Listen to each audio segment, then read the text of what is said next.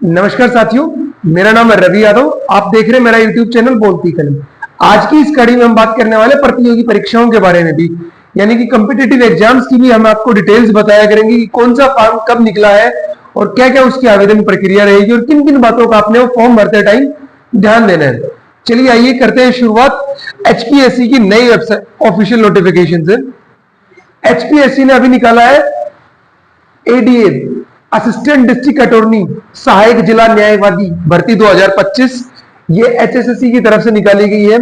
Total vacancies है इसमें 255, general category के लिए 134 है, ओएससी के लिए 26 है, डीएससी के लिए भी ऐसे ही 26 है और बीसीए के लिए 15 है, बीसीबी के लिए 26 है और ईडब्ल्यूएस के लिए 26 वैकेंसीज है।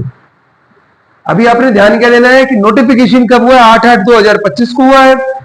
आवेदन स्टार्ट होंगे 13/8/2025 से और आवेदन खत्म होंगे 2/9/2025 को। अच्छा जी, अभी क्या बता रहा है कि ध्यान रखें अंतिम तिथि पात्रता, आयु, शिक्षा और दस्तावेज के लिए कट ऑफ है।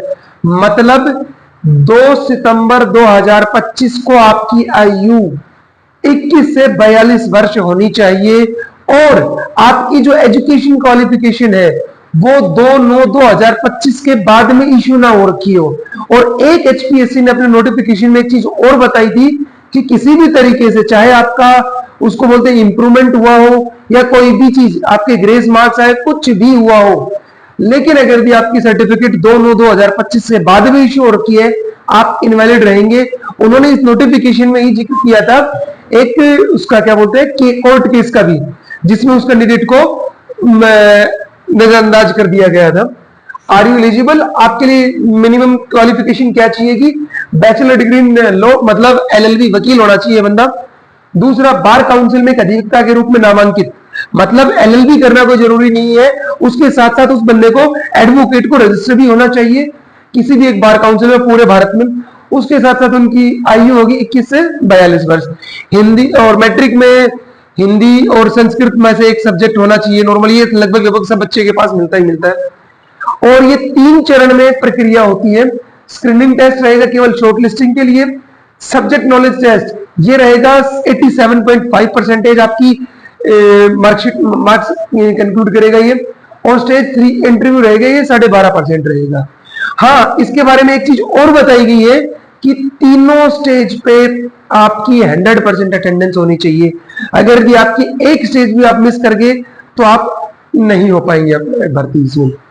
स्क्रीनिंग टेस्ट में क्या पूछेगा? ये एमसीक्यूज क्वेश्चन आएंगे, 100 क्वेश्चंस रहेंगे, 100 नंबर के रहेंगे और 2 घंटे में आपको वो करना रहेगा।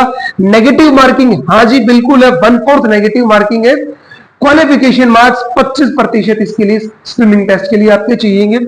उसके बाद में आ जाएगा क्या? सब्जेक्ट नॉलेज टेस्ट, जिसमें 150 नंबर रहेंगे। अच्छा है, सिलेबस अलर्ट क्या है? Focus on new laws like DNS, DNSS and Bharatiya Sakshya अधिनियम 2023। ये तो हो गया सब्जेक्ट नॉलेज टेस्ट में। इसमें स्क्रीनिंग टेस्ट में क्या पूछेगा? जीके, करंट अफेयर्स, इंग्लिश, ये सारी चीजें आपसे इसमें पूछेगा।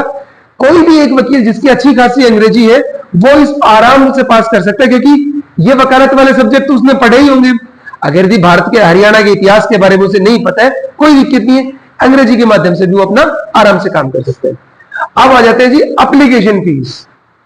अब देखिए, जर्नल कैंडिडेट है या हरियाणा से बाहर का कोई बंदा इसको अप्लाई करता है, उसके लिए 1000 रुपए की फीस रहेगी। हरियाणा के फीमेल्स जो रिजर्व कैटेगरी के हैं उनके लिए रहेगी 250 रुपए की फीस और जो फिजिकल हैंडीकैप्स है उनके लिए 0 रुपए की फीस रहेगी, फ्री ऑफ कॉस्ट।